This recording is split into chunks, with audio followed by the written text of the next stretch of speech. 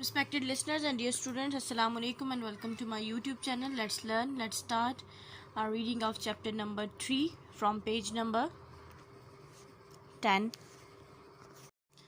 Chapter number 3 is main agricultural products of the Muslim world, यानी आलम इस्लाम की मरकज़ी ज़रई मसनूआत, यानी जो आम तौर पर मेनली वहाँ पे ग्रो करती हैं चीज़ें जिनकी काश्तकारी की जाती है. Agriculture is the main occupation of the majority of the people living in the Muslim world. मुस्लिम दुनिया में रहने वाले ज़्यादातर लोगों का पेशा खेती बाड़ी है.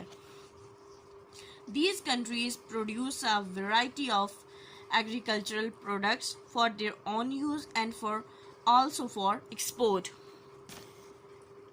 ये मुल्क अपने इस्तेमाल और दूसरे मुल्कों को बेचने के लिए बहुत सी इकसाम की ज़रई मसनूआत काश्त करते हैं. उनमें फर्स्ट है जी, हमारे पास टॉपिक है फर्स्ट, वूल यानी ऊन. Wool is perhaps still the best textile for ordinary clothing specially in temperate climates. ऊन आम तौर पर इस्तेमाल किए जाने वाला जो फैब्रिक है, जो कपड़ा है, उसमें सबसे बेस्ट कपड़ा है. और ये ज़्यादातर जो टेम्परेट क्लाइमेट्स हैं, जहाँ पे आबो हवा होती है, दरमियानी होती है, वहाँ पे ज़्यादातर इसका इस्तेमाल किया जाता है. Woollen cloth contain many small pockets of air which keep the body warm. उन्हीं कपड़े में छोटी छोटी स्मॉल एयर स्पेसेस होती हैं जो कि जिस्म को गर्म रखती हैं. और किस तरह से गर्म रखती हैं कि ये स्मॉल एयर स्पेसेस मॉइस्चर को बॉडी तक आने नहीं देती. बॉडी इस वजह से वेट नहीं होती, गीली नहीं हो पाती. इस वजह से बॉडी वार्म रहती है, गर्म रहती है. इफ़ इट इज़ क्रश्ड, अगर इसको क्रश कर दिया जाए, चूरमुर कर दिया जाए, it quickly returns to its original state. तो ये नहीं कि वो बिल्कुल उसी हालत में पड़ा रहेगा, ये वापस अपनी असली हालत में दोबारा से आ जाता है. Some of the highest quality wool in the world comes from sheep in Kazakhstan. दुनिया की सबसे बेहतरीन क्वालिटी की जो ऊन है वो कज़ाकिस्तान की भेड़ों से हासिल होती है. The wool from sheep and sometimes goats in Pakistan and Turkey, though much harder and rougher. जो ऊन पाकिस्तान में और तुर्की में भेड़ों और बकरियों से हासिल की जाती है, बाज़ औक़ात बकरियों से भी, जो लंबे बालों वाली बकरियां होती हैं उनसे हासिल की जाती है, वो बहुत सख्त और खुरदरी होती है. Is perfect for carpet making. और लेकिन ये कालीन बनाने के लिए परफेक्ट है, कालीन उससे बनाए जा सकते हैं. The Muslim world supplies about 10% of the world's wool. आलम इस्लाम दुनिया की तकरीबन 10% ऊन प्रोड्यूस करता है. फ्रॉम ईरान, जो कि Iran, Afghanistan, Pakistan, Turkey and central Asian states, जो कि ईरान, अफ़गानिस्तान, पाकिस्तान, तुर्की और मशरकी एशियाई रियासतों से हासिल की जाती है. Cotton. Today cotton is one of the world's leading agricultural crop. कपास असरे हाजिर की सबसे मारूफ फसल है. It can be use for many purposes. ये बहुत से मकासद के लिए इस्तेमाल की जाती है. Cheap clothes for everyday use as well as expensive luxury material. रोज़मर्रा के इस्तेमाल के लिए सस्ते कपड़े से लेके पुरतैश यानी ऐशो इशरत वाले सामान तक सब कुछ इससे तैयार किया जा सकता है. It can be made into the thinnest and finest of fabrics. इसको बहुत बारीक और बहुत उम्दा कपड़े में भी ढाला जा सकता है, और या into heavy canvas for tents and sail, या इसको हैमों के लिए, जहाज़ों के बाद बानों के लिए भी इस्तेमाल किया जा सकता है. और वो बहुत ही सख्त जान और रफ़ मटेरियल होता है, यानी इसको हम बारीक और नफीस और उम्दा कपड़े में भी तब्दील कर सकते हैं, और खुरदरे और सख्त जान और टफ़ किस्म के कपड़े में भी चेंज किया जा सकता है. It is comfortable to wear in hot climates. गर्मियों में गर्म आबो हवा में ये पहनना, इसको पहनना आराम पहुंचाता है. As it rapidly absorbs moisture releasing from the body as sweat. तो जो स्वेट, जो पसीना हमारी बॉडी से रिलीज़ होता है, हमारी बॉडी से निकलता है, उसको ये आसानी से अब्जॉर्ब कर लेता है। It is easily died and washed, ये आसानी से मुख्तलिफ रंगों में रंगा जा सकता है, डाई किया जा सकता है और आसानी से धोया जा सकता है। एंड अनलाइक वूल और ऊन के बरक्स, it can be boiled to kill off any germs और इन्फेक्शंस इट मे कंटेन। तो कोई भी अगर इन्फेक्शन या जरासीम इसमें कपड़े में आ रहे हैं तो उबालने से वो डिसइंफेक्ट हो सकते हैं, वो ख़त्म हो सकते हैं। When the fibre have been removed from for spinning and weaving, the seed are crushed to make oil for cooking. जब हम, ये होता है कपास का फूल, जब इसके ऊपर से ये रुई टाइप फाइबर को उतार लिया जाता है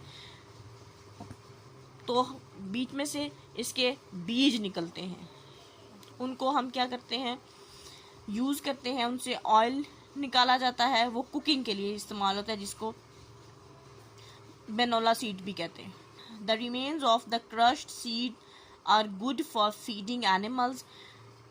अब जब ऑयल निकल गया तो जो बाकी भूसा बचा बीजों का, वो भी यूज़ हो सकता है, वो जानवरों की फीड के तौर पर, जानवरों के खाने के तौर पर भी इस्तेमाल किया जा सकता है।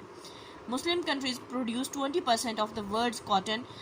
आलम इस्लाम में यानी मुस्लिम दुनिया में दुनिया का 20% कॉटन प्रोड्यूस किया जाता है, उगाया जाता है।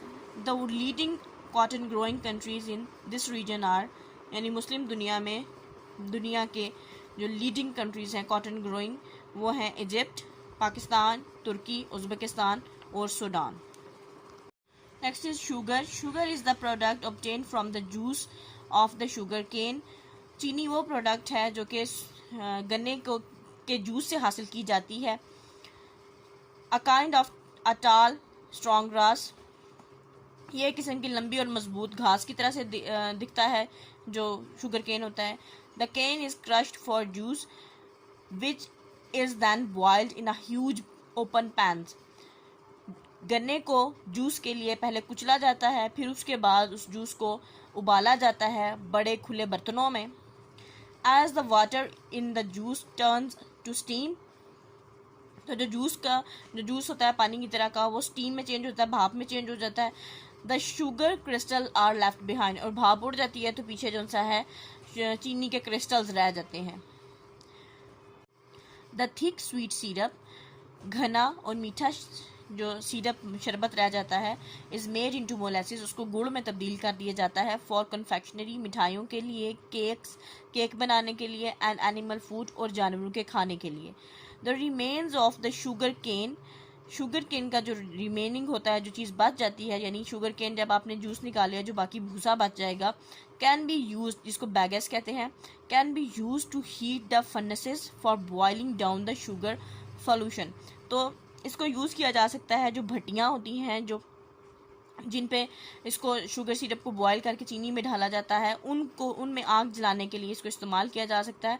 और इसकी कितनी एनर्जी है, 1 टन ऑफ बैगेस, यानी अगर 1 टन ये शुगर केन का रिमेन हो, गिव द सेम हीट, तो उतनी ही हरारत, उतनी एनर्जी देगा एज 2 बैरल ऑफ ऑयल, जितनी के 2 बैरल तेल के देते हैं। Bagasse can also be use for animal food, bagasse को एनिमल फूड के तौर पे भी यूज़ किया जा सकता है। And for making a kind of board use in building ceilings, और एक ख़ास तरह का बोर्ड जो सीलिंग के दौरान इस्तेमाल होते हैं, छतों की सीलिंग करते हुए, जो इमारतों में छतों की सीलिंग करते हुए जो बोर्ड तख्ते से बनाए होते हैं वो इस्तेमाल होते हैं, उसके लिए भी इस्तेमाल किया जाता है। Pakistan produces 3.5% of the world's sugar. Pakistan दुनिया की 3.5% चीनी प्रोड्यूस करता है। The next is rubber. Rubber is mainly use for make tyres. Rubber आमतौर पर टायर्स बनाने के लिए इस्तेमाल की जाती है। About half of which are made from natural rubber, जिसमें से आधे जो से हैं कुदरती रबर से बनाए जाते हैं, and half from the synthetic rubber, और आधे जो से हैं वो मसनूई रबर से बनाए जाते हैं। मेड फ्रॉम केमिकल्स, जो कि केमिकल्स से बनाई जाती है, जो मसनूई रबर है वो। Rubber is also widely used for making hose pipes, belts for machinery, in factories and mines. Rubber बड़े पैमाने पे, ये जो पानी वाले पाइप होते हैं, होज पाइप, उनको बनाने में, बेल्ट बनाने के लिए जो कि मशीनरी में यूज़ होते हैं, फैक्ट्रीज में यूज़ होते हैं, और माइंस बनाने के लिए जो कि बारूदी सुरंगें होती हैं, जूते बनाने के लिए shoes, and as an insulator in electrical equipments. और इंसुलेटर होता है वो मटेरियल जो कि करंट को आसानी से पास नहीं होने देता। तो रबर ऐसा मटेरियल है जो करंट को आसानी से पास नहीं हो। Natural rubber which is usually considered better for most purpose than the synthetic variety. जो कुदरती रबर है वो बेहतर गर्दाना जाता है मसनूई रबर की निस्बत। Is made from the sap of the number of trees which grow in tropical forest.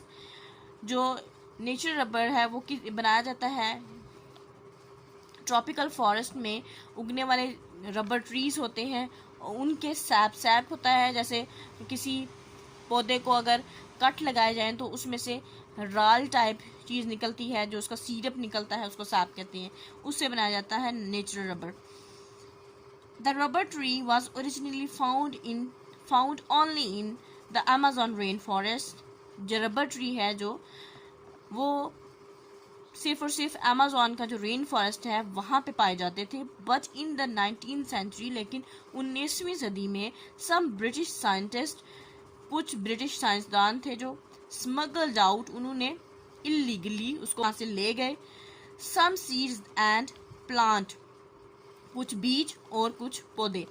यानी 19वीं सदी में कुछ ब्रिटिश साइंसदानों ने इसको इलीगली कुछ पौधे और बीज वहाँ से ले आए अमेजोन रेन फॉरेस्ट से, and grew them into South East Asia, और इनको जनूब मशरकी एशिया में लगाया। Muslim countries now produce about 20% of all the world's rubber. मुसलमान मुल्क अब दुनिया के तकरीबन 20% रबर जो सा है वो प्रोड्यूस कर रहे हैं, पैदा कर रहे हैं। Almost all of its being natural rubber from trees. ये तकरीबन सारा कुदरती रबर है जो कि दरख्तों से हासिल हो रहा है।